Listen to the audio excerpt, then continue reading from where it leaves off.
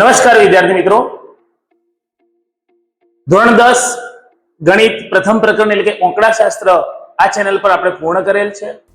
જે વિદ્યાર્થી મિત્રો પ્રથમ વખત આ ચેનલ પર વિડીયો જોઈ રહ્યા છે તો એમને મારી વિનંતી કે આજે જ આપણી આ ચેનલ સબસ્ક્રાઇબ કરો, લાઈક કરો અને શક્ય હોય એટલું તમે શેર કરવાનું રાખો. મિત્રો જોઈએ ધોરણ 10 વિષય ગણિત પ્રકરણ નંબર 2 બહુપદીઓ.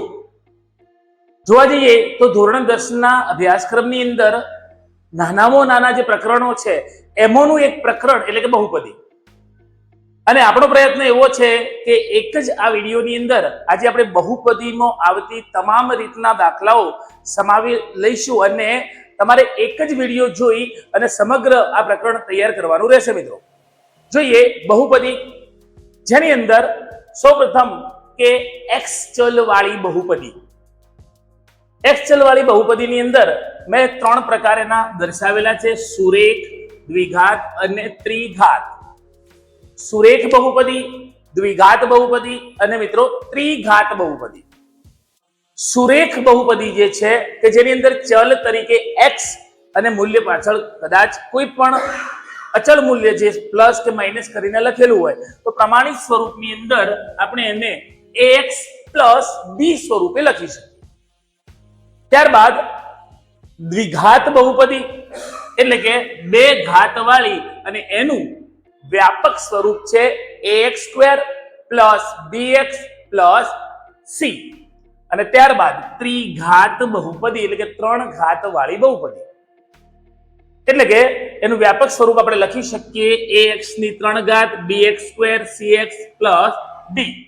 4 પદ ધરાવતી આ બહુપદી જેને આપણે ત્રિઘાત બહુપદી કીધી, જેની અંદર વધુમાં વધુ 3 ઘાત વાળું પદ હોવું અનિવાર્ય છે, માટે આપણે ત્રિઘાત બહુપદી કહી શકીએ. ફરીથી એકવાર મિત્રો, સુરેખ ax + b, દ્વિઘાત બહુપદી ax² + bx + c અને ત્રિઘાત બહુપદી ax પર 3 ઘાત + bx² + cx અને + d. આ પ્રમાણે અને પ્રમાણિત સ્વરૂપે આપણે વ્યાપક સ્વરૂપે આપણે લખી શકીએ છીએ. ત્યારબાદ એક પ્રશ્ન આપણે લઈ લઈએ કે આપેલ આલેખમાં આ બહુપદી જે દર્શાવી હશે અને બહુપદીના આધારે જે શૂન્યો કે મૂલ્યો મેળવ્યા હશે તો આલેખ પરથી આપણે કેવી રીતે કહી શકીએ કે x ના કેટલા શૂન્યો મળ્યા હશે. x ના કેટલા શૂન્યો? ધારો કે પ્રથમ આકૃતિ આપણે દર્શાવેલી છે જેમાં રહેલો આલેખ એ x અક્ષને સમાંતર છે, મતલબ કે x અક્ષને છેદતો નથી, તો એના શૂન્યોની સંખ્યા થાય 0. શૂન્ય એટલે કિંમત મૂળ x ના જવાબો. એટલે કે જો એ આલેખ x અક્ષને છેદતો નથી, બહુ જ સામાન્ય છે મિત્રો, એક જ વખતમાં સમજી લઈએ, ક્યારે ફરીથી જોવાનો આપણને જરૂરિયાત નહીં પડે. જો x અક્ષને સમાંતર છે તો એના શૂન્યો એટલે કે એનું મૂલ્ય આપણને મળશે 0. કેટલા શૂન્યો? તો કે 0. બીજા આલેખની અંદર દર્શાવેલો જે આલેખ છે એ આલેખ x અક્ષને એક બિંદુમાં છેદે છે. પરિણામે આપણે એવું કહી શકીએ કે આ આલેખની અંદર x ના શૂન્યો કેટલા? તો આપણને જવાબ મળશે 1. બીજા આલેખની અંદર જોઈએ તો 1, 2 અને 3 બિંદુ આપેલો આલેખ, દોરેલો જે આલેખ છે એ આપણા x અક્ષને 3 બિંદુમાં છેદતો હોવાથી કહી શકાય કે એના શૂન્યો મળશે 3. અને છેલ્લે દોરેલો જે આલેખ છે એ આલેખ x અક્ષને 4 બિંદુમાં છેદે છે. પરિણામે એમ કહી શકાય કે એ આલેખ x ના શૂન્યો કેટલા દર્શાવે છે? તો 4. એકદમ સામાન્ય સમજૂતી. આપેલ આલેખ x અક્ષને કેટલા બિંદુમાં છેદે છે એ જ પ્રમાણે x ના આપણને શૂન્યો મળે છે. તો જો આલેખ x ને છેદતો નથી તો મૂલ્ય આપણને 0 મળે છે. એક બિંદુએ છેદે છે તો 1 શૂન્ય, બે બિંદુએ છેદે છે તો 2 શૂન્ય આપણને જવાબ મળે છે. ત્યારબાદ દ્વિઘાત બહુપદી આપેલી છે. એ બહુપદીના શૂન્યો મેળવી, એના સરવાળા, શૂન્યોના ગુણાકાર મેળવી એનો સહગુણક સાથે સંબંધ શું છે? મિત્રો એક રકમ મેં લખેલી છે x² + cx 7x + 10. પણ એક વસ્તુ ચોક્કસ કહીશ મિત્રો કે આ રકમ કે આ અવયવ લખતાની સાથે જ મને એક સવાલ છે કે ઘણા બધા વિદ્યાર્થી મિત્રો ધોરણ 8, 9 કે 10 ના જે વિદ્યાર્થી મિત્રો છે એમને અવયવ પાડવામાં બહુ જ એમ કે પ્રોબ્લેમ્સ હોય છે. તો ટૂંક જ સમયમાં આપણા ચેનલ પર એક નેક્સ્ટ વિડીયો આપણે ચોક્કસ અપલોડ કરીશું, જેમાં ધોરણ 8 થી 10 ના તમામ વિદ્યાર્થી માટે અવયવની તમામ રીતો, ન માત્ર ધોરણ 10 માટે પણ આવનારી તમારી તમામ સ્પર્ધાત્મક પરીક્ષા માટે પણ એક સ્પેશિયલ કે અવયવની રીતના દાખલા એક જ વિડીયોની અંદર આપણે સરળતાથી સમજી શકાય એવો આપણે પ્રયત્ન કરીશું. જોઈએ તો એ દ્વિઘાત બહુપદી છે એને આપણે શૂન્યો મેળવીશું, શૂન્યોના સરવાળા, શૂન્યોના ગુણાકાર અને તેને એના સહગુણકોથી શું લેવા દેવા છે અથવા શું સંબંધ છે એ ચકાસવાનું છે. સૌપ્રથમ બહુપદી આપણે લખેલી છે x² + 7x + 10. અહીંયા આપણું આ અંતિમ પદ આપણું આપેલું છે 10. પ્રથમ સવાલ મિત્રો કે કોના અવયવ આપણે પાડીશું? જો કે 10 ના એવા ભાગ પાડીશું કે જેનો સરવાળો 7 થાય. 10 ના ઘણા બધા અવયવ આપણે લખી શકીએ છીએ. જો કે 10 એક સામાન્ય સંખ્યા છે તો કદાચ 2 કે 4 આપણે એના અવયવ લખી શકીએ, પણ કોઈ મોટી સંખ્યા તો ઘણા બધા અવયવ લખી શકે, તો ઘણી બધી સંખ્યા પર આપણે વિચારવું પડે.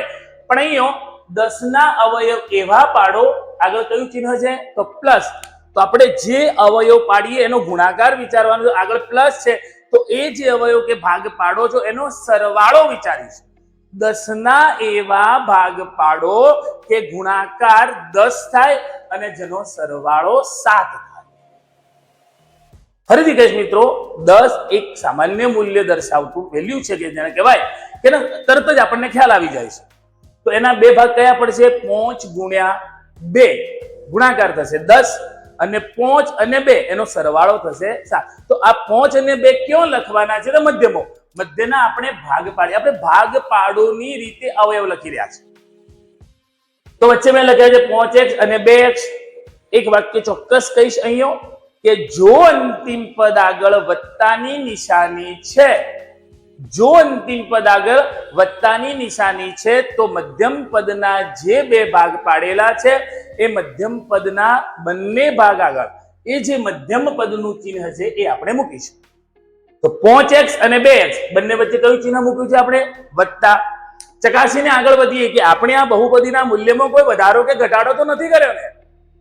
તો ના, વત્તા 5x અને વત્તા 2x બંને મળીને કેટલા થશે? વત્તા 7x. આપણે માત્ર બે ભાગ કર્યા છે, બહુપદીના મૂલ્યમાં આપણે કોઈ ફેરફાર કર્યો નથી. ત્યારબાદ પ્રથમ બે પદમાંથી આપણને સામાન્ય મળે છે x, તો કૌંસની અંદર કિંમત વધે છે x + 5. બીજા બે પદમાંથી સામાન્ય અવયવ મળે છે આપણને 2 અને આપણને કૌંસ મળે છે x + 5. અહીંયા પણ આપણે ચકાસી શકીએ કે જો બે કૌંસ સમાન નથી મળતા તો આપણી ગણતરીમાં ક્યાંક ભૂલ થાય છે, અને બંને કૌંસ ચિહ્ન સાથે સરખા મળે છે તો આપણી ગણતરીમાં આપણે બરાબર ચાલી રહ્યા છે. તો બંનેનો સામાન્ય કૌંસ છે x + 5 જે પ્રથમ લખ્યો, અને બીજો કૌંસ બનશે x + 2. દ્વિઘાત બહુપદીના આપણને આ બે કૌંસ મળ્યા x + 5 અને x + 2. બંને બરાબર મેં 0 લખેલા છે. જો +5 બરાબરની એક બાજુ જશે તો -5, અહીંયા +2 બરાબરની બીજી બાજુ જશે તો -2. આ પ્રમાણેનું એનું મૂલ્ય આપણને મળ્યા છે. એક મૂલ્ય, ફરીથી એકવાર, x નું એક મૂલ્ય -5 છે, x નું બીજું મૂલ્ય -2 છે, જેને મેં નામ આપ્યા, એકને કહીશ આલ્ફા અને બીજાને કહીશ બીટા. ત્યાર પછી શૂન્યોનો સરવાળો, x ના શૂન્ય એટલે કે x ના જે મૂલ્ય મળ્યા છે એનો સરવાળો શું છે? તો આલ્ફા + બીટા.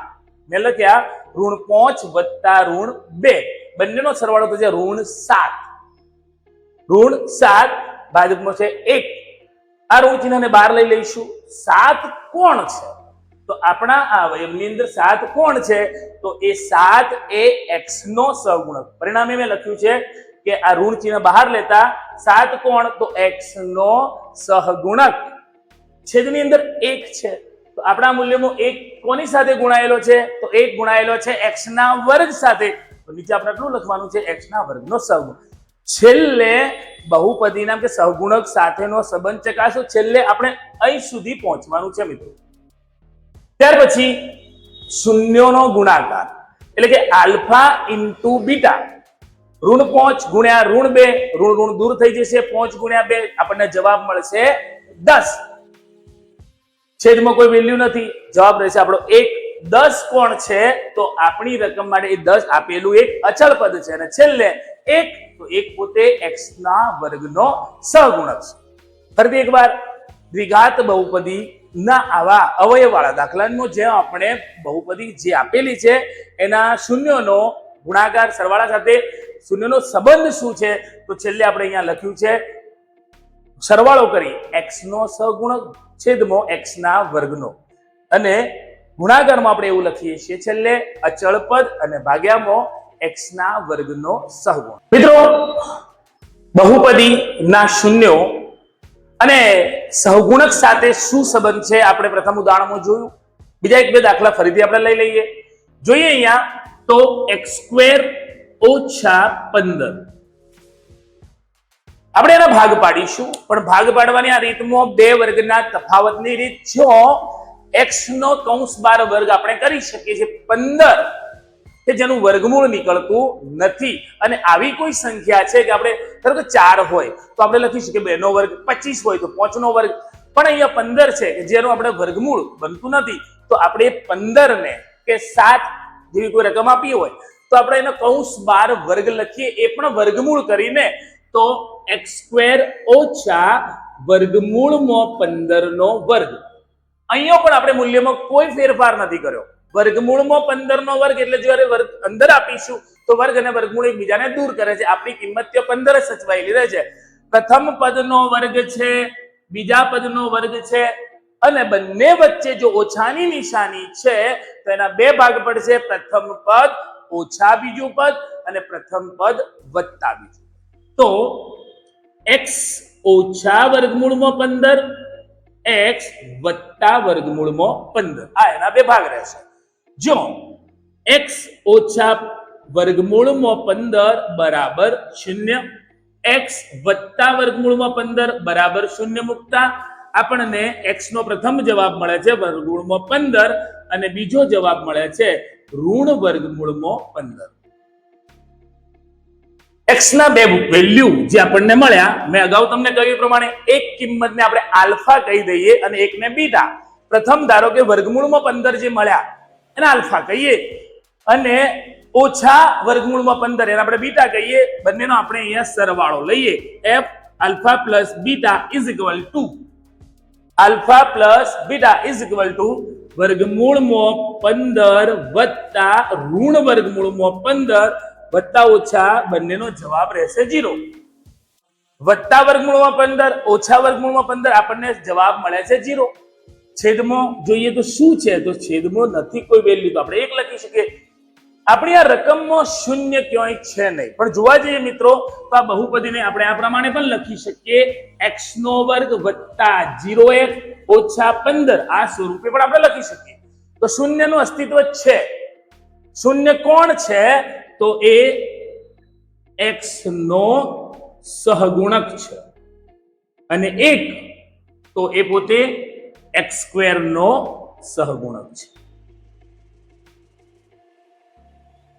ફરીથી એકવાર મિત્રો, શૂન્ય કોણ? તો x નો સહગુણક, અને 1 તો x ના વર્ગનો. એ જ પ્રમાણે આલ્ફા ઇન્ટુ બીટા, મતલબ કે વર્ગમૂળમાં 15 ગુણ્યા ઋણ વર્ગમૂળમાં 15, બંને સંખ્યાઓ વર્ગમૂળમાં 15 બંને એકબીજાનું વર્ગમૂળ દૂર કરે અને આપણો જવાબ રહે છે ઓછા 15.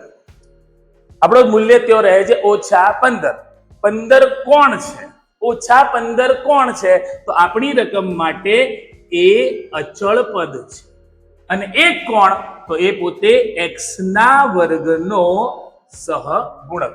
મેં અગાઉ કહ્યું તે પ્રમાણે મિત્રો છેલ્લે આપણે આ જવાબ સુધી પહોંચીએ છીએ ઓછા x નો સહગુણક ભાગ્યામાં x ના વર્ગનો, અને જો આપણે આલ્ફા ઇન્ટુ બીટા કરી છે તો છેલ્લે આપણે અચળ પદ અને ભાગ્યા x ના વર્ગનો સહગુણક. એ જ પ્રમાણે અહીંયા આપણે અવયવ લઈશું 6x² ઓછા 3 ઓછા 7x. આપણને આ જે વેલ્યુ આપેલી છે જોવા જઈએ તો ક્રમમાં નથી, એક પ્રમાણિત સ્વરૂપે નથી કે x ના x નું જે પદ છે એ છેલ્લે છે. જો આપણે ક્રમમાં લખીએ તો 6x² - 7x - 3. તો હવે કોના અવયવ પાડવાના છે? તો x ના વર્ગ સાથે સહગુણકમાં રહેલી સંખ્યા એટલે કે 6. 6 ગુણકમાં અચળ પદ કેટલું છે? 3. 6 તરી 18 ના એવા અવયવ પાડો. આગળ કઈ ચિહ્ન છે? ઓછા, કે એની તમે બાદબાકી કરો. કેટલી આવી જોઈએ? તો મધ્યમ પદ કેટલું? મધ્યમ પદ કેટલું છે? -7. 18 ના એવા ભાગ પાડો કે ગુણાકાર, એ બે સંખ્યા એક આપણે લઈએ એનો ગુણાકાર 18 થાય અને બે પદની જો આપણે બાદબાકી વિચારીએ તો 7 થાય. કયા ભાગ પડશે મિત્રો? 9 દુ 18 એટલે કે 9 ગુણ્યા 2 18 અને 9 માંથી 2 બાદ થાય છે તો આપણું મૂલ્ય વધે 7. જોઈએ 6x², 9x, 2x અને -3. આગળના દાખલામાં મેં એક વિધાન કહ્યું છે અને ફરીથી પુનરાવર્તિત કરું છું કે જો અંતિમ પદ આગળ વધતા છે તો બંને પદ આગળ જે મધ્યમ પદમાં ભાગ કરીએ છીએ એ બંને પદ આગળ મધ્યમ પદનું ચિહ્ન, પણ અહીંયા અંતિમ પદ ઓછા હોય તો બેમાંથી લખેલા મોટા પદ આગળ મધ્યમ પદનું ચિહ્ન અને નાના મધ્યમ પદ કેવું છે? ઓછા. તો 9 આગળ કેવા લખાય છે આપણે? ઓછા. અને બીજું જે પદ નાનું પદ છે ની આગળ વત્તાની નિશાની આપણે લખીશું. ફરીથી એકવાર, જો અંતિમ પદ આગળ ઓછા છે તો મોટા પદ આગળ મધ્યમ પદનું ચિહ્ન અને નાના પદ આગળ એનાથી વિરુદ્ધ. જો મધ્યમ પદ ઓછા તો મોટા પદ આગળ ઓછા અને નાના આગળ વત્તા. જો મધ્યમ પદ વત્તા તો મોટા પદ આગળ વત્તાની નિશાની આવશે અને નાના પદ આગળ ઓછાની નિશાની આવે છે. જોઈએ આપણે સામાન્ય અવયવ કાઢીએ તો 3x આપણું મૂલ્ય વધે છે 2x - 3. અહીંયા કોઈ અવયવ સામાન્ય નીકળતો નથી તો 1 2x - 3 અને આપણા બંને કાઉન્ટ સરખા છે, મીન્સ કે આપણી ગણતરી ચોક્કસ સાચી દિશામાં આગળ વધી રહી છે. તો 2x - 3 અને એક અવયવ આપણે લખીશું 3x + 1. આ બંને શૂન્યો માટે 2x - 3 બરાબર 0, 3x + 1 બરાબર 0, -3 બરાબરની સામેની બાજુ જશે તો વત્તા અને ત્યાર પછી બે ગુણાકારમાં સામે જશે તો ભાગાકારમાં. માટે x બરાબર 3/2 અને અહીંયા +1 સામે તરફ જશે તો -3 ગુણાકારમાં છે સામે જશે તો ભાગાકારની અંદર, તો આપણને મૂલ્ય મળે છે -1/3. મૂલ્ય આપણને કેવું મળે છે મિત્રો? 1/3. અહીંયા મૂલ્ય કેવું મળ્યું છે આપણને? 3/2. આપણા અવયવ શું છે? 2x - 3 3x + 1. જોઈએ આલ્ફા પ્લસ બીટા એટલે કે 3/2 વત્તા -1/3 લસા બને છે 6. 3 અને 2 નો લસા કેટલો બને છે મિત્રો? 6. જો હું 2 ને 3 વડે ગુણું તો મારો જવાબ મળે છે 6. એ જ પ્રમાણે ઉપર પણ 3 વડે ગુણીશ તો 9. અહીંયા 2 વડે ગુણું તો 6 મળે છે. ઉપર પણ 2 વડે ગુણીશ તો -2. જો મૂલ્ય 9 માંથી 2 બાદ થાય તો જવાબ વધે છે 7 અને છેદમાં 6. એ પ્રમાણે આલ્ફા ઇન્ટુ બીટા, તો આલ્ફાની વેલ્યુ કેટલી છે? 3/2 ઇન્ટુ બીટાની વેલ્યુ કેટલી છે? -1/3. ઉપર નીચે એક દૂર થાય છે, જવાબ વધે છે -1/2. જવાબ વધે છે -1 આલ્ફા ઇન્ટુ બીટા -1/2 જે મૂલ્ય આપણને મળે છે. ચાલો ત્યાર પછી આગળ આપણે જોઈએ તો આગળ જો મિત્રો આપણે જે વેલ્યુ લખી -1/2, ઘણા બધા વિદ્યાર્થી મિત્રોને એમ થાય કે અહીંયા કઈ સહગુણકમાં 2 નથી 1 નથી, પણ એ વેલ્યુ શું છે એકવાર આપણે જોઈએ. એ વેલ્યુ આવી છે મિત્રો -1/2.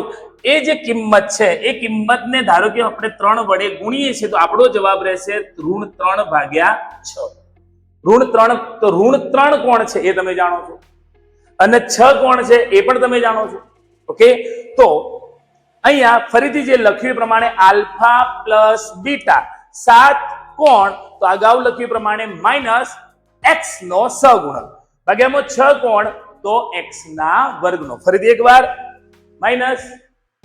-x નો સહગુણક 6 કોણ તો x ના વર્ગનો સહગુણક. અહીંયા એ જ પ્રમાણે ઋણ 1 અને 2 જે વેલ્યુ આપણને અંદર નથી દેખાતી, પણ મેં કહ્યું એ પ્રમાણે જો ઉપર નીચે 3 વડે આપણે ગુણીએ મિત્રો, તો 3 × 3 = 6. તો આને આપણે ઓળખીએ છીએ કે ઋણ 3 કોણ છે? તો એ અચળ પદ છે, અને ભાગ્યામાં 6 તો એ x ના વર્ગનો સહગુણક છે. અગાઉ આપણે બહુપદીના શૂન્યો મેળવ્યા, ત્યાર પછી એ શૂન્યનો સહગુણક સાથે સંબંધ શું છે, અને અહીંયા મિત્રો મેં અગાઉ કહ્યું હતું કે બહુપદી બહુ જ ટૂંકું પ્રકરણ છે, અને આપણે એની છેલ્લી રીત જોઈ લઈએ કે આપણને શૂન્યનો સરવાળો અને શૂન્યનો ગુણાકાર આપેલો છે. જો કોઈક બહુપદી એવી છે કે જેના શૂન્યનો સરવાળો કોઈક વેલ્યુ અને શૂન્યનો ગુણાકાર કોઈક વેલ્યુ આપેલી છે, તો એ બહુપદી શું હશે? મીન્સ કે આપણે અગાઉ જે મૂલ્યો શોધ્યા એ મૂલ્યોથી પાછા બહુપદી તરફ જોઈએ.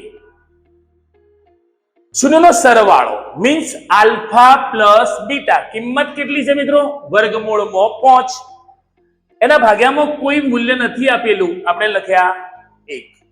પરિણામે આલ્ફા પ્લસ બીટાનું સૂત્ર -b/a એ થાય છે. અગાઉ આગળ જોઈએ કે આલ્ફા ઇન્ટુ બીટા એનું વેલ્યુ કેટલી આપેલી છે આપણને? 3/4. જો આપણે લખીશું આલ્ફા ઇન્ટુ બીટા એટલે શું? તો આપેલ બહુપદીમાં c/a એટલે આપણને એના મૂલ્યનો ગુણાકાર મળે. આ એક સૂત્ર પ્રમાણે આપણે લખ્યું. પરંતુ અહીંયા જો તો આપણને એક વસ્તુ લાગે છે કે ઉપર અંશની અંદર -b = વર્ગમૂળમાં 5 છે. ઓકે, તો b = વર્ગમૂળમાં 5 હોઈ શકે. એ જ પ્રમાણે ધારો કે 3 છે તો c = 3 હોઈ શકે. ઓકે, પરંતુ એ જે અહીંયા છેદમાં લખ્યો, અહીંયા 1 મળે છે, અહીંયા કેટલા મળે છે મિત્રો? 4. પરિણામે આપણને આ જે કિંમત આપી અથવા એની જે કિંમત આપી 1 લખવી, 4 લખવી, ઘણા બધા વિદ્યાર્થી મિત્રોને આ પ્રશ્ન હોઈ શકે. ના, એ જે છેદ છે એનો આપણે લસા લઈશું. એટલે કે એ તરીકે અહીંયા 4 છે, અહીંયા 1 છે, તો લસા કેટલો થશે મિત્રો? 4. તો આ પદ ઇન્ટુ જે લખેલું છે એને તો ગુણવાની કોઈ જરૂરિયાત નથી, પરંતુ -b/a જે લખ્યા છે એટલે કે વર્ગમૂળમાં 5/1 એને આપણે 4 વડે ગુણી દઈશું ને 4 વડે ભાગી દઈશું. જો આપણા a નું મૂલ્ય થાય છે 4, a નું મૂલ્ય 4 થતા અહીંયા b નું મૂલ્ય બદલાય છે. ઓકે, તો આપણે b નું મૂલ્ય સ્વીકારી લઈશું, -4 વર્ગમૂળમાં 5. એટલે કે a બરાબર કેટલા મિત્રો? a બરાબર આપણને જવાબ મળે છે, કેટલો મળે છે? 4. અહીંયા પણ આપણે 4 મેળવી છીએ અને અહીંયા પણ આપણે 4 મૂલ્ય મેળવ્યું. એટલે કે a ની કિંમત 4 થઈ.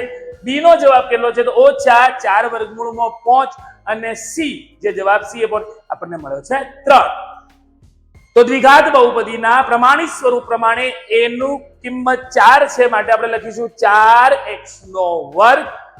b ની કિંમત -4 વર્ગમૂળમાં 5 છે, તો લખીશું -4 વર્ગમૂળમાં 5x, અને અચળ પદ તરીકે 3 છે એટલે +3. સરવાળાનું સૂત્ર -b/a, ગુણાકારનું સૂત્ર c/a. એના આધારે a ની વેલ્યુ કેટલી આવે છે, b ની વેલ્યુ કેટલી આવે છે અને c ની, એ પ્રમાણે આપણે એનો જવાબ લઈશું. અહીંયા પણ જોઈ લઈએ, બીજી રકમ આપણે લીધી છે કે જેનો સરવાળો 4 છે અને ગુણાકાર 1 છે. તો આલ્ફા પ્લસ બીટા એટલે કે 4/1 -b/a. એ જ પ્રમાણે આલ્ફા ઇન્ટુ બીટા કેટલો જવાબ મળે છે? 1/1. જો b ની આ કિંમત છે, આ રહી એ ની કિંમત છે. એ જ પ્રમાણે ઉપર આપણને જે મૂલ્ય મળ્યું એ c અને a ના, આ જવાબ એકદમ સામાન્ય. જો a કેટલા તો બંનેમાં આપણને જવાબ મળે છે 1. b કેટલા તો b નો આપણને જવાબ મળે છે -4, અને c ની કિંમત કેટલી તો 1. ફરીથી એકવાર, a ની વેલ્યુ મળે છે 1, b ની વેલ્યુ મળે છે -4 અને c ની વેલ્યુ મળે છે 1. તો a ની વેલ્યુ જો 1 હોય તો અહીંયા આપણે સહગુણક કોઈ મૂકી શકીએ નહીં. પરિણામે x². b નો જવાબ મળે છે -4, માટે આપણે લખ્યું -4x, અને છેલ્લે c = 1 એટલે +1. માટે માગેલ દ્વિઘાત બહુપદી x² - 4x + 1 છે. મિત્રો આ એક જ ભાગની અંદર આપણે ધોરણ 10 ના પ્રકરણ નંબર 2 બહુપદી પૂર્ણ કરીએ છીએ.